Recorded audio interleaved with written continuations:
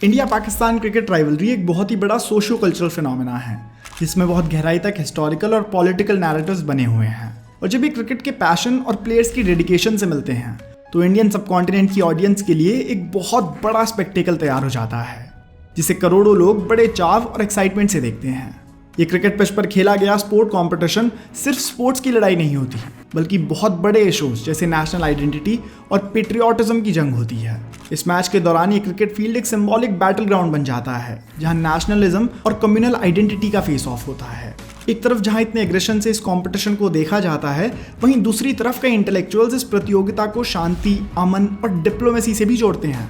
जहां ये दिखता है कि दो देश जो दशकों से अपनी बॉर्डर पर वॉर्स लड़ रहे हैं वो बहुत ही सिविल तरीके से अपने डिफरेंसेस को भूलकर एक खेल का हिस्सा बनते हैं जो दोनों देशों में शांति और दोस्ती का प्रस्ताव आगे करता है। बट ऑनेस्टली मेरे ओपिनियन में ऐसे काफी कम लोग हैं क्योंकि एक कारण ही रहा होगा कि इस कंपटीशन को दुनिया की सबसे बड़ी स्पोर्ट्स राइवलरी माना जाता है।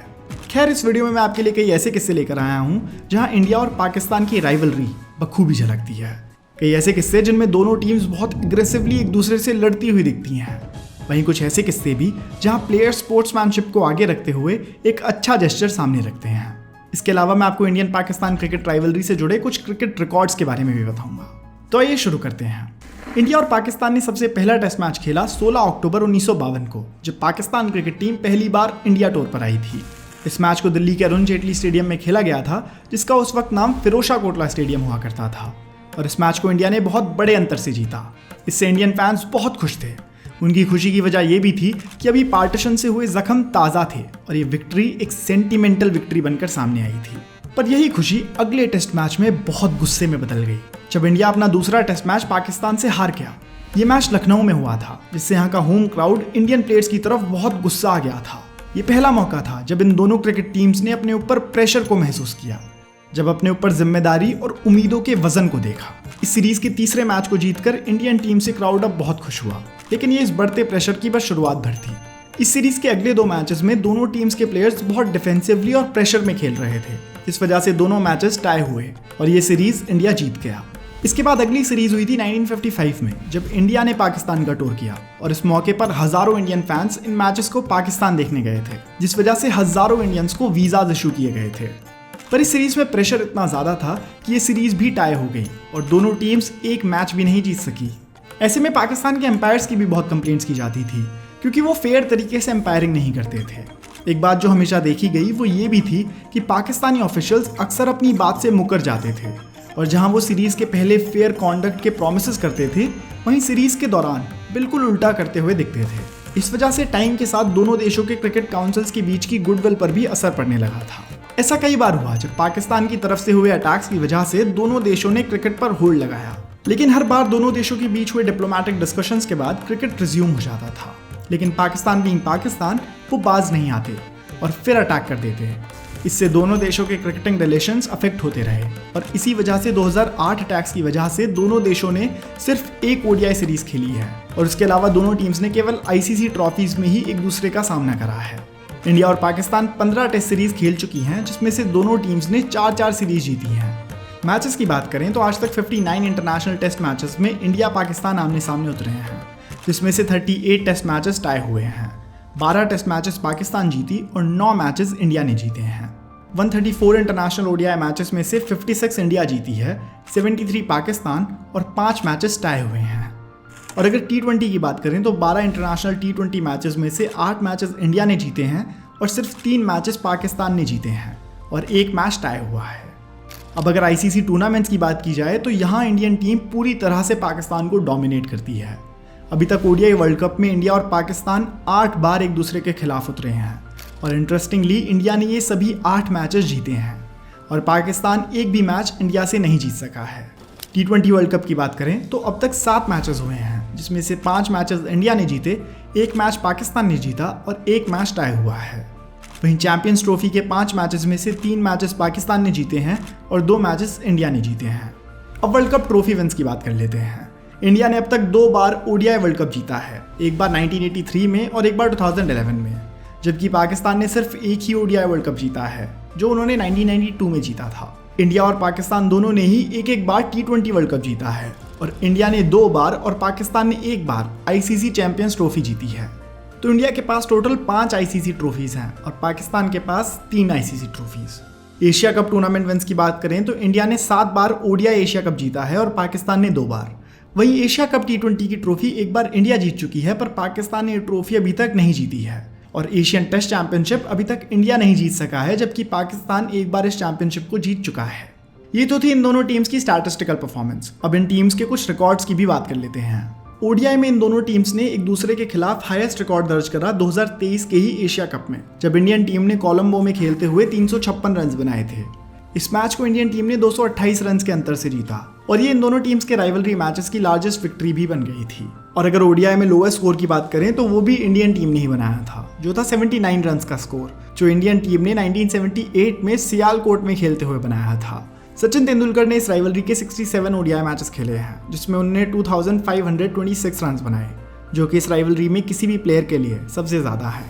एक मैच में हाईएस्ट इंडिविजुअल स्कोर की बात करें तो 21 मई 1997 को चेन्नई में खेलते हुए पाकिस्तान के सईद अनवर ने 194 रन बनाए थे।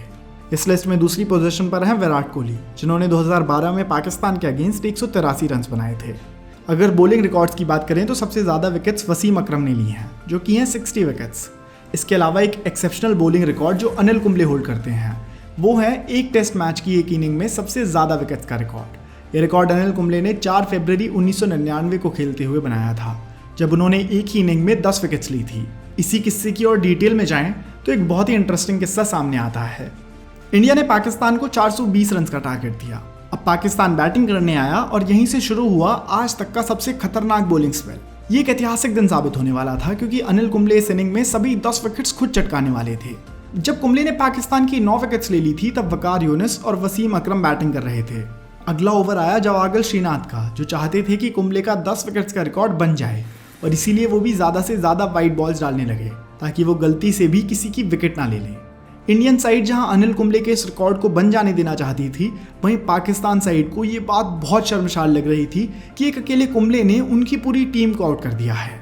ऐसे में वकार यूनिस ने मन बना लिया था कि वो कुंबले को 10 विकेट्स का रिकॉर्ड नहीं बनाने देंगे, और इसीलिए उन्होंने श्रीनाथ के ओवर में ही आउट होने की कोशिश करनी शुरू कर दी। वो हर बॉल को लापरवाही से खेलने लगे। अब व्यूअर्स को भी ऐसा लगने लगा था जैसे वो खुद अपनी विकेट फेंकना चाहते हों। यूनिस को ऐसा करते देख वसीम अकरम उनके पास गए और उनसे पूछा कि तुम ये क्या कर रहे हो, जिसके जवाब में यूनिस ने कहा कि मैंने उसे 10 विकेट नहीं लेने देनी, मैं अभी आउट हो जाऊंगा। अकरम ने फिर यूनिस को समझाया और कहा कि अगर उसकी किस्मत में है तो उसे 10 विकेट्स मिलेंगे, इसमें मैं और तुम कुछ नहीं कर सकते। अगला ओवर आया और वसीम अकरम अपनी विकेट खो बैठे, जिसके बाद कुंबले अपना रिकॉर्ड बनाने में सफल रहे। इस राइवलरी में 3 ऐसे प्लेयर्स भी रहे हैं जो पार्टीशन के पहले इंडियन टीम से खेलते थे, और फिर वो प्लेयर्स पाकिस्तान में जाने की वजह से पाकिस्तान की तरफ से खेलने लगे।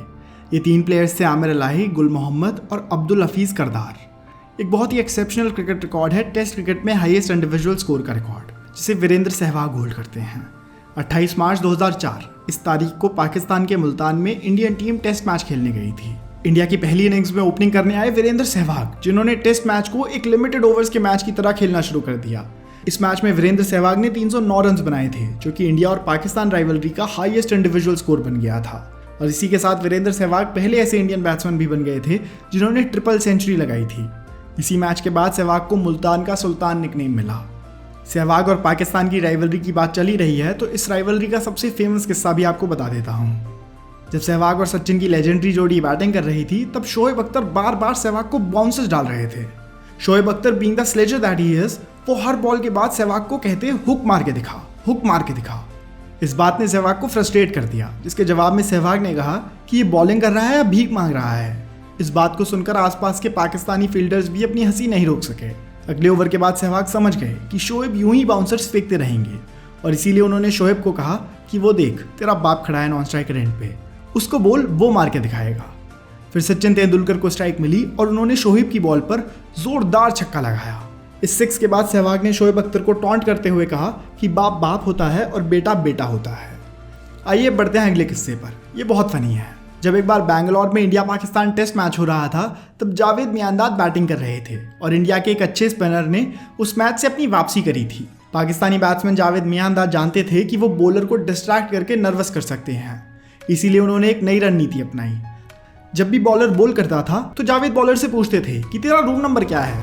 पहले बॉलर ने ध्यान नहीं दिया, फिर जावेद यही सवाल उनसे हर बॉल के बाद पूछने लगे कि तेरा रूम नंबर क्या है। थोड़ी देर बाद बॉलर ने जावेद से पूछा कि क्यों, मेरे रूम नंबर से तुम्हें क्या मतलब, जिसके जवाब में जावेद मियांदाद ने कहा कि मुझे तेरे रूम पर 6 मारना है। आसपास खड़े खिलाड़ी जैसे सुनील गावस्कर ये सुनकर हंसने लगे।